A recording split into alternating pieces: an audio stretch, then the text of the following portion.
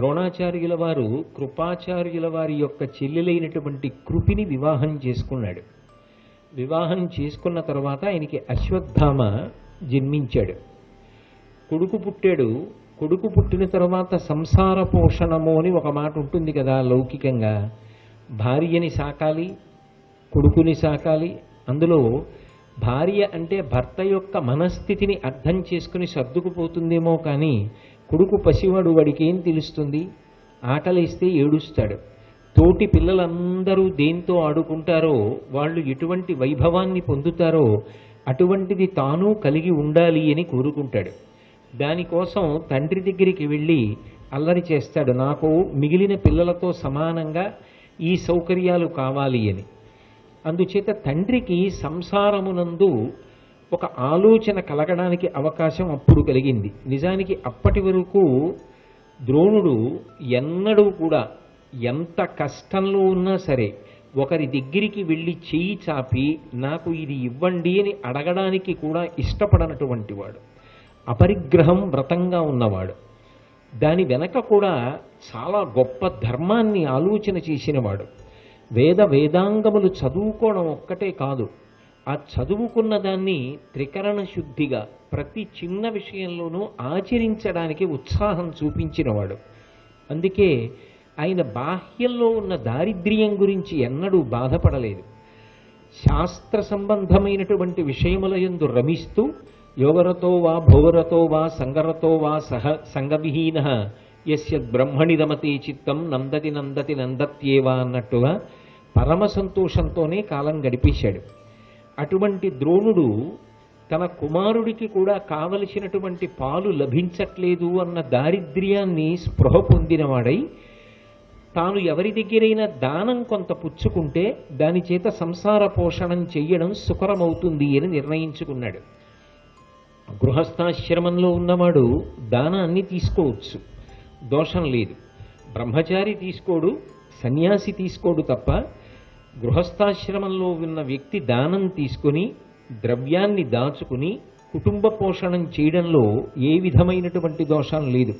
అందుకే ఎవరి దగ్గర దానం పుచ్చుకోవాలి అంటే ఎక్కడ పడితే అక్కడ, ఎవరి దగ్గర పడితే వారి దగ్గర ద్రోణుడు దానం పుచ్చుకోడు.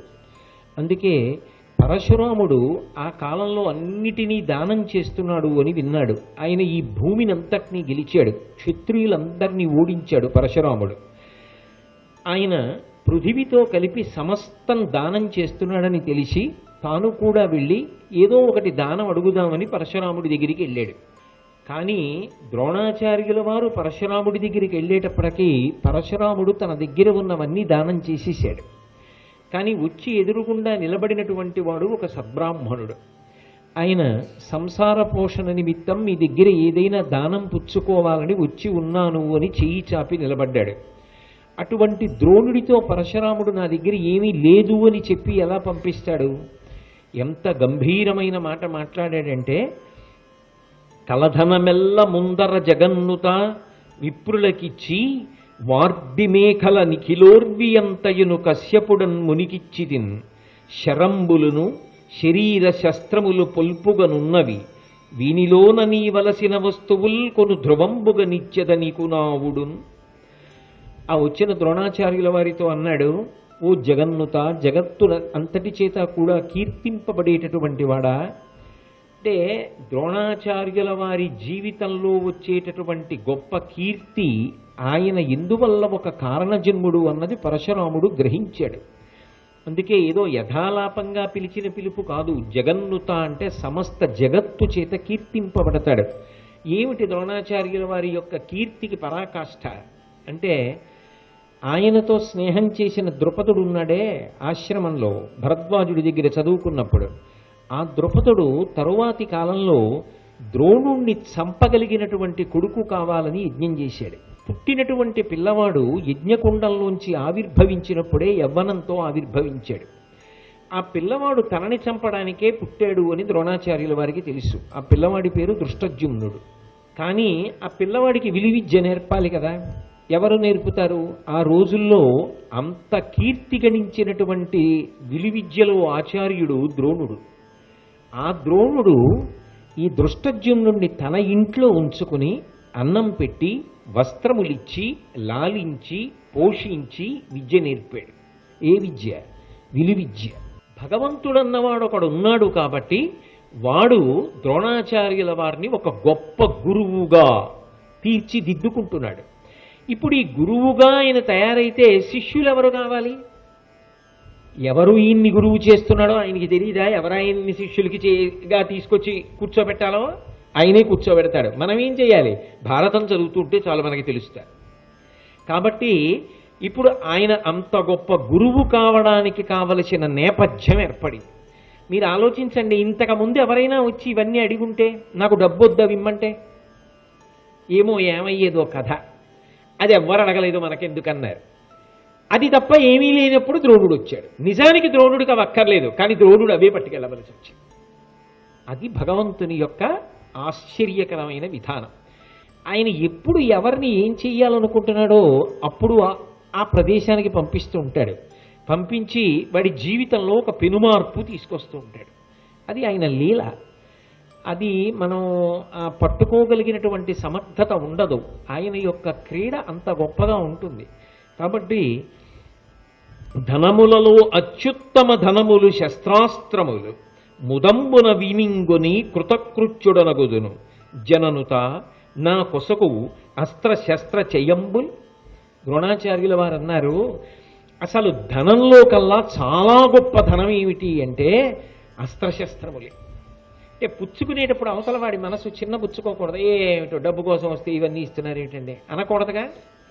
ఎంత మర్యాదగా మాట్లాడాడు చూడండి. ఆ మాటలో ఉంది గౌరవం అంతా, ఆ మాటలో ఉంది మనిషి జీవితం అంతా.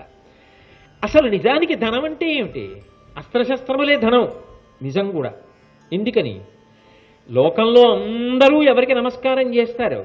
మహారాజుకి నమస్కారం చేస్తారు, రాజ్యాన్ని పరిపాలించే మహారాజుకి. ఆ రాజ్య పరిపాలన చేసే మహారాజు కూడా ఎవరికి నమస్కారం చేస్తాడు? గురువుకి నమస్కారం చేస్తాడు. ఆ గురువు ఎవరై ఉండాలి? ఒక రాజు తన రాజ్యమును రక్షించుకోవాలి అంటే గొప్ప విలువిద్య రావాలి. అస్త్రశస్త్రములు తెలిసిన్నవాడై ఉండాలి. వ్యూహరచన వ్యూహ భేదనము తెలిసిన్నవాడై ఉండాలి. అంతటి మహారాజులు కూడా ద్రోణాచార్యుల వారి దగ్గర మా పిల్లాడికి విద్యాభ్యాసం లభిస్తే బాగుండే అని కోరుకుని ఆయన వెంటపడి ఆయనకి నమస్కారాలు పెట్టి బాబు బాబు బాబు బాబు మా అబ్బాయికి పాఠం నేర్పుదురు అని వెంటపడతారు. అంటే యావత్ భారతదేశం కాదు, ప్రపంచంలో ఆ రోజుల్లో ఉన్నటువంటి రాజులందరూ తమ బిడ్డల్ని పట్టుకుని తాము నేర్చుకోవడానికి ద్రోణాచార్యుల వారి ముందు వరసలో నిలబడి నమస్కారాలు చేశారు. ఇంతకన్నా గొప్ప ధనం ఏమిటి? బ్రాహ్మణుడికి తృప్తి ఏమిటి? ఈయనకి ధనం అంటే ఇంతమందికి అస్త్రవిద్య నేర్పి వాళ్ళు ధార్మికంగా రాజ్య పరిపాలన చేస్తే లోకమంతా ధార్మికంగా ఉంటుంది, సుఖశాంతులతో ఉంటుంది. అందరూ శాంతిగా ఉండాలంటే రాజు బలవంతుడై ఉండాలి. రాజు యొక్క బలము క్షీణించిపోకుండా, ఆయన గౌరవము చెదరకుండా ప్రాజ్ఞుడైన వాడు కాపాడుకుంటూ ఉండాలి. అది కింద ఉన్నటువంటి వాళ్ళకు ఉండవలసిన ధర్మం. మరి గురువుగా ద్రోణుడు ఏం చేస్తాడు అంటే రాజుకి కావలసినంత విలువిద్యనిస్తాడు, రాజకుమారుల్ని ఆ విధంగా తయారు చేస్తాడు. బలవత్తరమైనటువంటి రాజు ప్రజలని శాసించి రాజ్యమునందు ధర్మాన్ని నిలబెడతాడు. ఇప్పుడు లోకమంతటా ధర్మం నిలబడడానికి కారణం ఎవరవుతున్నాడు? ద్రోణాచార్యుల వారేనా కాదా? ఇంతకన్నా ధనం నాకేం కావాలి? ఇది ఆయనకి కావలసిన ధనం. ధర్మము నిలబడాలి, అది నాకు కావలసిన ధనం. దానికి కావలసిన విలువిద్య నాకు నువ్వు ఇస్తున్నావు, ఇంకింతకన్నా ఏం కావాలి పరశురామ? పరమ సంతోషం జననుత, జనుల చేత కీర్తింపబడేటటువంటి వాడా. కాబట్టి నువ్వు నాకు ఇంత గొప్పగా ధనములలో అత్యుత్తమ ధనములు శస్త్రాస్త్రములు, అటువంటి శస్త్రములు అస్త్రములు కూడా నువ్వు నాకు ఇస్తున్నావు. అందుకే ఆ రోజుల్లో భారతం జరిగినటువంటి కాలంలో ద్రోణాచార్యుల వారు పట్టుకున్నటువంటి ధనస్సు అంత గొప్పగా ఉండేది. అర్జునుడు పట్టుకున్న దాన్ని గాంధీవం అంటారు. రామచంద్రమూర్తి పట్టుకున్న ధనస్సు అంతెత్తునుంటుంది. అది పట్టుకుంటేనే టీవీ. అందుకే ప్రత్యేకంగా రామచంద్రమూర్తిని కోదండరామ అని ఒక పిలుపు ఉంది ఆయనకి. కోదండం చేత్తో పట్టుకుని ఉంటాడు. ద్రోణాచార్యుల వారు పట్టుకునేటటువంటి ధనస్సు కూడా ఆ రోజుల్లో అలా ఉండేది. అంత పెద్ద ధనస్సు పట్టుకుని నిలబడేవాడు. కాబట్టి అటువంటి అస్త్రములు శస్త్రములు రెండింటినీ నాకు ఇయ్యి. ఇంతకన్నా నాకు కావలసిందే ఉంది, పరమ సంతోషంగా స్వీకరిస్తాను. కొన్నిసార్లు మనం ఏదో పెద్ద ఆశ పెట్టుకుని ఎంతో గౌరవిస్తారు, ఎంతో మర్యాద ఇస్తారనుకుని లోపలికి వెడితే మనం మర్యాద పొందుతామనుకున్న చోట తీవ్రమైన అవమానం పొందామనుకోండి, అసలు మస్తిష్కం స్తంభించిపోయి నోట వెంట ఏమి మాట రాదు. ద్రోణుడు అలాగే మాట లేకుండా స్థాణువై ఉండిపోయాడు. పో అన్నాడు కదా, ఆ మాటతో నేను వెనక్కి తిరిగి వెళ్ళిపోవాలన్నది కూడా మరిచిపోయి అలాగే నిలబడిపోయాడు. నిలబడిపోగానే గమనించాడు, ఇతని మనసు మీద దెబ్బ కొట్టా, ఇతని అభిమానం మీద దెబ్బ కొట్టా. అంత అవసరం ఉందా? ఆయన నీ స్నేహితుడన్నాడు. ఏమయ్యా, ఇప్పుడో చిన్నప్పుడు చదువుకున్నాం, ఇప్పుడు పెద్ద స్నేహం అనేటి, ఏమైనా పని మీద వచ్చావో చెప్పు, ఏమైనా అవసరం ఉందా అంటే పోతుందిగా. అంత దారుణంగా మాట్లాడాలా?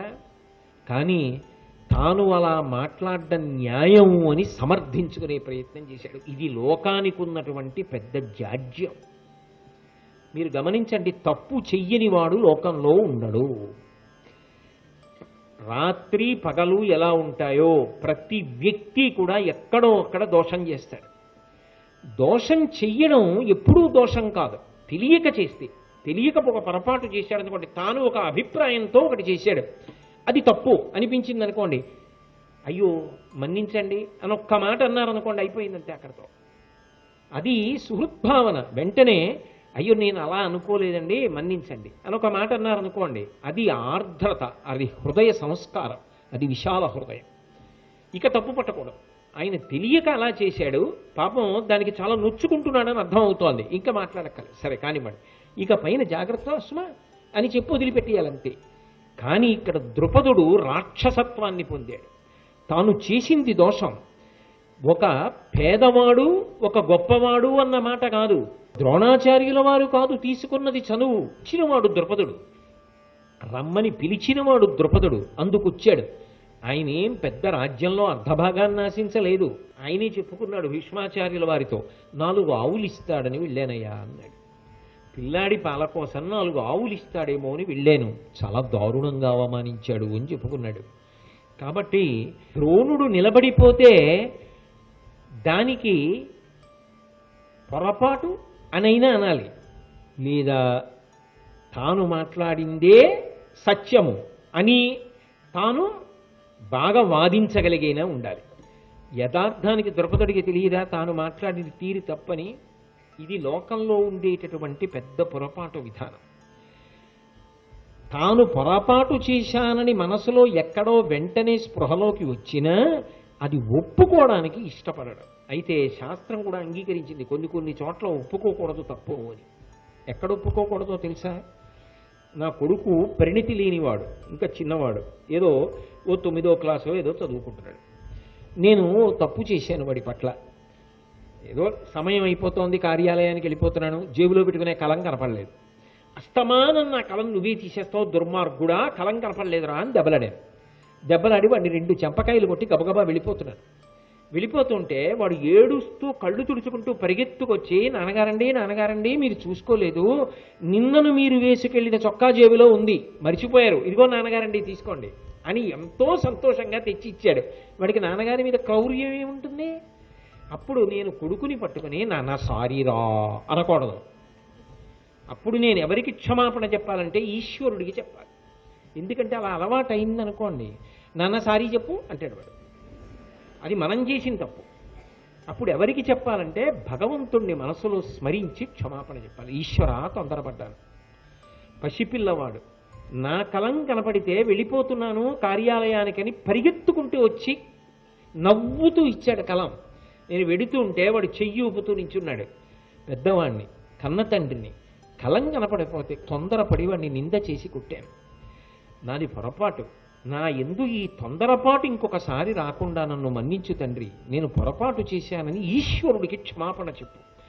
నువ్వు పరిణితి లేని చోట క్షమాపణ చెప్తే అది వ్యవస్థని పాడు చేస్తుంది అనుకుంటే చెప్పడం అక్కడ మాని, ఈశ్వరుడికి చెప్పడం మాత్రం మానకు, లేకపోతే నువ్వు పాడైపోతావు. ఎంత గట్టిగా బిగిస్తారో చూసారా మనిషి సంస్కారం చెడిపోకుండా ఉండడానికి.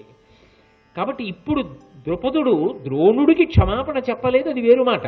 కనీసం ఇంత పోన్లే దేనికి వచ్చావు చెప్పు అని కూడా అనలేదు. తాను అలా మాట్లాడడం ఎంత మాత్రం దోషం కాదు అని సమర్థించుకుంటున్నాడు.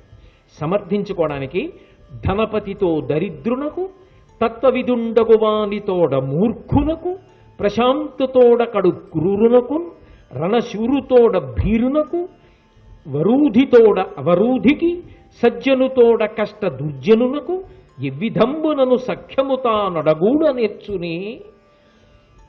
ఎలా వచ్చావయ్యా? స్నేహితుడిని అన్నావే వచ్చి, అలా అనొచ్చా? ఏదో ఆ మాటగా అప్పుడేమైనా అన్నానేమో. నిజంగా స్నేహం ఇద్దరి మధ్య ఎప్పుడూ కూడా పొత్తదు. ఇది తెలీదా? నువ్వు చదువుకున్నావుగా, ఎలా వచ్చేసావు? ధనపతితో దరిద్రునకు, డబ్బున్నవాడితో డబ్బు లేని వాడికి స్నేహం కుదురుతుందా? ఒక్కనాటికి కుదరదు ఆయన సిద్ధాంతం. ధనపతితో దరిద్రునకు, తత్వవిదుండగువానితోడ మూర్ఖునకు, తత్వం తెలిసిన్నటువంటి మహావిద్వాంసుడితోటి ఒక మూర్ఖుడికి స్నేహం ఎలా కుదురుతుంది? కుదరదు. ప్రశాంతతోడకడు క్రూరునకు, ప్రశాంతంగా ఉండేటటువంటి వ్యక్తికి పరమక్రూరుడైన వాడితో స్నేహం ఎలా కుదురుతుంది? రణశూరుతోడ భీరునకు, గొప్పగా యుద్ధం చెయ్యగలిగినటువంటి వ్యక్తి పిరికివాడితో స్నేహం ఎలా కుదురుతుంది? వరూధితోడ అవరూధికి, కవచం కట్టుకున్నవాడు కవచం లేని వాడితో స్నేహం ఎలా చేస్తాడు? సజ్జనుతోడ కష్ట దుర్జనునకు, మంచి మనసు కలిగిన వాడు, మంచి బుద్ధి కలిగిన వాడు, మంచి నడవడి కలిగినటువంటి వాడు దుర్మార్గుడైన వాడితో ఎలా స్నేహం చేస్తాడు? ఏ విధంబునను సఖ్యముతా నడగూడ నేర్చునే. స్నేహం కుదురుతుందా? అంటే వేరొకసారి ద్రోణుడి యొక్క దారిద్ర్యాన్ని ఎత్తి చూపించాడు. నువ్వు దరిద్రుడివి కదా, పేద బ్రాహ్మణుడివి కదా, తినడానికే లేనివాడివి కదా, నేను ధనపతిని కదా, ఇంత భూమీషుణ్ణి కదా, నాతో స్నేహం కుదురుతుందని ఎలా అనుకున్నావు? ఒక మాట అంటే అది నిజం అనుకుని స్నేహితుడిని ఎలా అనుకున్నావు? అలా పొత్తుతుందా? అలా అడగచ్చా అన్న బుద్ధి నీకు ఆ మాత్రం లేదా? ఇప్పుడు ఏం చేస్తున్నాడు? పుండు మీద కారం చల్లుతున్నాడు. తానేమనుకుంటున్నాడు? తన తప్పుని తాను సమర్థించుకుంటున్నాను అనుకుంటున్నాడు. కానీ ఇవన్నీ ములుకులై తగులుతున్నాయి. ఇది మహాభారతాన్ని ఒక పెనుమలుపు తిప్పింది. ఈ ఒక్క వృత్తాంతమే మహాభారతాన్ని ఒక పెద్ద మలుపు తిప్పింది. ఆ మాట అని అక్కడతో ఊరుకోలేదు, అలాగే నిలబడి ఉన్నాడు కదా మరి. కాబట్టి తాను మాట్లాడింది సత్యం అని అందరూ విని సంతోషించాలి. ద్రోణుడు నిజమే, నే తప్పు చేశాననుకుని వెళ్ళిపోవాలి. అంటే ఒక్కొక్కసారి ఎలా ఉంటుందంటే, తనది పొరపాటు అని తెలిసి కూడా, తెలుసుకుని కూడా కాదు నేను చేసిందే ఒప్పు అని వాదించాలని ప్రయత్నం చేస్తాడు. అది మంచి పద్ధతి కాదు. ఎంత గొప్ప స్థాయికి వెళ్ళనివ్వండి, తనకి తెలియనిది తెలియదు అని చెప్పడం, తెలుసుకోవాలని కుతూహలాన్ని పొంది ఉండడం, తనకన్నా అవతలవారు చెప్పింది బాగున్నప్పుడు తప్పకుండా మీరు చెప్పింది అలా చేద్దాం అనగలగడం ప్రాజ్ఞత, వివేకం. అటువంటి వాళ్ళు ఎక్కడ ఉండనివ్వండి, వాళ్ళు ఆస్తి. నీకు బంతి తీయడం రాదు అని అర్జునుడు వంక చూసి దుశ్శాసనుడు నవ్వాడు. నీకోటి వచ్చేటి అన్నట్టుగా భీముడు నవ్వాడు. నీకు రాదుగా దుర్యోధనుడు నవ్వాడు. ఆ నవ్వుల్లో భావనలు అవి. ఈయన నవ్వులో భావన ఇది. అన్నీ నవ్వులే, కానీ అన్ని నవ్వుల వెనక ఒక్కొక్క భావనలు. అది పండించారు మహానుభావుడు భారతంలో. అని ఏమయ్యా ఇలా నవ్వుకుంటూ కూర్చున్నారు, పక్కకి తప్పుకోండి అన్నాడు. అని కోదండానికి బాణాన్ని సంధించి, అమ్మో ద్రోణుణ్ణి వర్ణిస్తారు అక్కడ. పిడికిటి కంటి చూపు రెండిటిని ఏకాగ్రం చేశాడు. అంటే ఎంత వేగంగా కొట్టాలి బంతిని, అది వెళ్ళి ఎలా గుచ్చుకుని ఆగాలి. అది ఏదో డాంబికంగా బాణం వేసేస్తే అది 100 ముక్కలైపోయింది అనుకోండి, ఇంకెందుకు అది ఆ బాణం? అలా కాదు, ఎంత అందంగా వేశాడంటే గురిని అలా నిలబెట్టి బాణాన్ని సంధించి విడిచిపెడితే అది తిన్నగా వెళ్ళి గుచ్చుకుని ఆగి ఊగింది ఆ బాణం. ఒకసారి బంతి కదలలేదు, బాణం కదిలి ఆగింది. అలా కదలకపోతే బాణం కాదు. ఇప్పుడు వీళ్ళందరికీ చాలా ఆశ్చర్యం వేసింది. ఏమిట్రా అంత గొప్పగా కొట్టాడు ఈయన, ఎవరో బంతికి బాణం కొట్టాడు, బాగానే ఉంది, బంతి ఎలా వస్తుంది? ఇప్పుడు మళ్ళీ ఇంకో బాణం తీశాడు, గురిపెట్టి బాణం చివరకి ఈ బాణం ములుకు తగిలేట్టు కొట్టాడు. ఇప్పుడు 2 బాణాలు అయ్యాయి. ఇప్పుడు మళ్ళీ ఈ బాణం చివరికి ఇంకొక బాణం కొట్టేటప్పుడు 2 బాణాలు పక్కన పడిపోతే 3వ బాణం తగలడం కాదు, ఏ బాణానికి ఆ బాణం అలాగే గుచ్చుకుంటూ అదొక తాడు కింద వచ్చింది. ఇప్పుడు ఆ కోదండం బాణాలు పక్కన పెట్టి ఇది పెట్టి ఇలా పైకి తీశాడు, కర్రతో తీసినట్టు. తీసి ములుకు దగ్గర నుంచి బంతి తీసి పిల్లలకి ఇచ్చి ఆడుకోండి. వాళ్ళు తెల్లబోయారు. అబ్బా, ఏమి విలు విద్యా కౌశలం రాయింది! ఎంత బంతి తీయడం కాదు అక్కడ ప్రధానం, బంతికి బాణం కొట్టి బాణం చివర బాణం కొడుతూ ఒక్క బాణం గురి తప్పకుండా ఇంతమంది చూస్తుండగా నిమిషంలో కొట్టి బంతి తీసేశాడు. నిమిషం కూడా కాదు, కనురెప్ప పాటులో కొట్టాడు, కొట్టి తీశాడు. వీళ్ళకి ఇప్పుడు ఈ విషయం గబగబా వెళ్ళి చెప్పాలి. ఎవరికి చెప్పాలి? భీష్మాచార్యుల వారికి చెప్పాలి. తాతగారు ఇన్నాళ్ళు మేము నేర్చుకున్నాం కానండి, అబ్బో ఈ పెద్ద ఆయన ఏమిటో బలి కొట్టాడండి బంతిని అని చెప్పాలి. మీరు రండి అని ఆయన చేయి పట్టుకున్నారు. అనుకున్నాడా వాళ్ళకి గురువు అవుతానని? అనుకున్నాడా హస్తినాపురం ఎడుతుంటే నూతిలో బంగారు బంతి పడుతుందని? అనుకున్నాడా వాళ్ళు భీష్ముడి దగ్గరికి తీసుకెడతారని? సంస్కృత భారతంలో అయితే తాను వెళ్ళాల. భీష్ముడికి వెళ్ళి చెప్పండి, పిలుస్తాడు మీ తాతగారు అన్నాడు. ఇక్కడ తెలుగు భారతంలో అయితే పిల్లలతో వెళ్ళాడు. అంటే తన ప్రమేయం లేకుండానే పాండవులకు గురువు అయిపోయాడు. అంటే భగవంతుడు ఒక గురువుని శిష్యులతో కలుపుతున్నాడు. గురు శిష్యులు కలిశారు అంటే, యోగ్యమైన గురువు యోగ్యమైన శిష్యులు కలిశారు అంటే లోకమునందు ఒక అద్భుతం జరగబోతోంది అని గుర్తు. ఒక సమర్థుడైన గురువు, ఒక పరమ వినయం కలిగిన శిష్యుడు కలుసుకున్నారనుకోండి, ఒక చరిత్ర సృష్టింపబడుతుంది. మీరు అందుకే ఏ మహాత్ముల జీవితాలు చూడండి, ముందు వాళ్ళ గురువు గురించి రాసుకుంటారు. ఒక్క పరీక్షిత్తు శిష్యుడు లభించాడు. శుకాచార్యుల వారు భాగవతాన్నంతటినీ చెప్పారు. యోగ్యుడైన శిష్యుడు అర్జునుడు దొరికాడు. కృష్ణుడు భగవద్గీతనంతటినీ చెప్పాడు. యోగ్యుడైన శిష్యుడు రామచంద్రమూర్తి ఒక్కడు దొరికాడు. అగస్త్య మహర్షి ఆదిత్య హృదయాన్నంతటినీ చెప్పాడు. నిజానికి ఒక్క యోగ్యుడైన శిష్యుడు, ఒక్క సమర్థుడైన గురువు కలుసుకున్నారనుకోండి, అది చరిత్ర పుటల్లో ఒక నూతనాధ్యాయాన్ని ఆవిష్కరిస్తుంది. అందుకే ఆ గురు శిష్యులు ఇద్దరూ కలుసుకున్న సందర్భం ఉందే, అది మహాభారతంలో సువర్ణాధ్యాయం.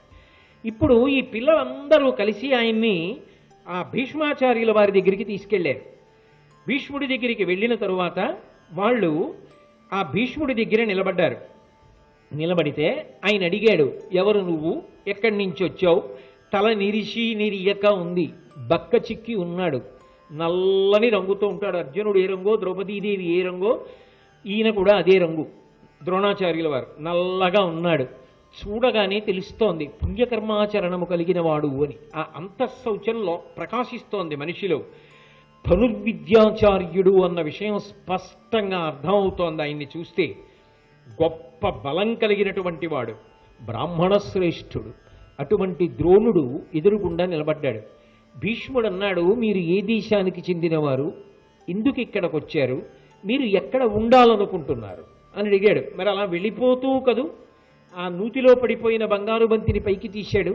కాబట్టి ఏ దేశానికి చెందినవారు, ఎందుకు ఇటుగా వచ్చారు, ఎక్కడికి వెళదాం అనుకుంటున్నారు? ఎంత గొప్ప ప్రశ్న వేస్తాడో చూడండి భీష్ముడు అడిగితే. పెద్దలు మాట్లాడితే అలా ఉంటాయి ఆ మాటలు. అంటే ద్రోణాచార్యుల వారు భీష్ముడితో మాట్లాడుతూ కొన్ని విశేషాలు చెప్పాడు. నా పేరు ద్రోణుడు, నేను భరద్వాజుని యొక్క కుమారుణ్ణి, అందుకని భారద్వాజుడు అంటారు. నేను ద్రోణకలశంలోంచి ఆవిర్భవించాను. మా తండ్రి గారు అందుకే నా పేరు ద్రోణ సంబంధంగా ద్రోణాచార్య అని ఉంచారు. నేను విలువిద్యా నైపుణ్యాన్ని పరశురాముడి దగ్గర పొందాను. ఆయన నాకు అస్త్రశస్త్రములను అనుగ్రహించాడు. పురుష విశేష వివేకాపరిచయులకు ధరణిపతుల పాలికి బోవం, పరులందు దుష్ప్రతిగ్రహ భరమెదలో రోసి ధర్మ పథముననున్నన్. నేను ఎన్నడూ కూడా యువతల వారిలో ఉన్నటువంటి గొప్పతనం తెలియకుండా నేను రాజుని అని అహంకారంతో ప్రవర్తించే వాళ్ళు లోకంలో ఉంటారు అన్న ఉద్దేశ్యంతో ఎప్పుడూ ఎవరి దగ్గరికి వెళ్ళిన వాడను కాను. ఎంత పెద్ద మాట చెప్పాడో చూడండి. అంటే ద్రుపదుడు కొట్టిన దెబ్బ ఆయన మనసు మీద అలా నిలబడిపోయింది. రాజులు అహంకారులు, మేము ఈ రాజ్యానికి అంతటికీ పరిపాలకులం, ఇంత కోశాగారం ఉంది, ఇంత బలం ఉంది, ఇంత సైన్యం ఉంది అనుకుంటారు. అటువంటి వాళ్ళు అవతలవాడిలో ఉన్నటువంటి ప్రతిభని గుర్తించలేరు, అవతలవాడిలో ఉన్న సౌశీల్యాన్ని గుర్తించలేరు. అందుకే పురుష విశేష వివేకాపరిచయులకు ధరణిపతుల పాలికి పోవన్. నేను ఎన్నడూ రాజుల దగ్గరికి వెళ్ళిన వాడను కాను. నేను ఎన్నడూ ఏ రాజు దగ్గర నిలబడి నాకు ఇది కావాలని అడగలేదు. ఏ రాజదర్శనం చెయ్యాలని నేను కోరలేదు. ఎంత నిర్మోహమాటంగా చెప్పాడో చూడండి. నీ దర్శనానికి కూడా నీ రాలేదు, నీ దగ్గర ఏదో కోరాలని రాలేదు, ఈ పిల్లలు రమ్మంటే వచ్చాను, అది దాని అర్థం. పరులందు దుష్ప్రతిగ్రహ భరమదలో రోసి, ఏదో అవతల వాళ్ళు ఇస్తారు కదా అని ఎవరి దగ్గర పడితే వాళ్ళ దగ్గర చేయి చాపి ఎన్నడూ ఏది పుచ్చుకో. ఎందుకంటే వాడు సంపాదించింది ఎలా సంపాదించాడో నేను పంచుకోను అందులో మళ్ళీ భాగం. ఆ సంపాదించిన విధానంలో ఏ పాపం ఉందో నాకెందుకు, అందుకని నేను పుచ్చుకోను, నేను వెళ్ళను. అపరిగ్రహం నా వ్రతం, నేను ఒకళ్ళ దగ్గరికి వెళ్ళి చెయ్యి చాపను, నేను ఎవరి దగ్గర పుచ్చుకోను. ధర్మపథముననున్న ధార్మికమైనటువంటి జీవనాన్ని చేస్తూ బ్రతుకుతున్నవాడు. అయితే భీష్మాచార్య, మీకు ఒక్క విషయం మనవి చెయ్యాలి. నాకు ఒక కొడుకున్నాడు, వాడి పేరు అశ్వత్థామ. ఈ పిల్లలకి పాఠాలు నేర్పిన కృపాచార్యుడి యొక్క చెల్లెలు కృపి నా భార్య. ఆ అశ్వత్థామ చిన్నతనంలో త్రాగటానికి పాలు లేక ఏడుస్తున్నాడు. ఆడుకోవడానికి వెళ్ళాడు. తోటి పిల్లలందరూ పాలు తాగి వస్తే పెదవులకు తెల్లటి శారీ కంటుకుంటుంది కదూ, వీడు కూడా పాలు కావాలని ఏడ్చాడు. పాలు లేవని కాస్త వరిపిండి నీళ్లలో కలిపి తెల్లగా పాలలా ఉంటుందని వాళ్ళమ్మ పట్టింది. కానీ నీకు పాలెక్కడివిరా పిండి నీళ్లు అని బహుశా పిల్లలు హాస్యం చేసి ఉంటారు. నా కొడుకు ఏడ్చాడు. మా దరిద్రం అటువంటిది. శ్రీ ఉమామహేశ్వర పరబ్రహ్మార్పణమస్తు. స్వస్తి.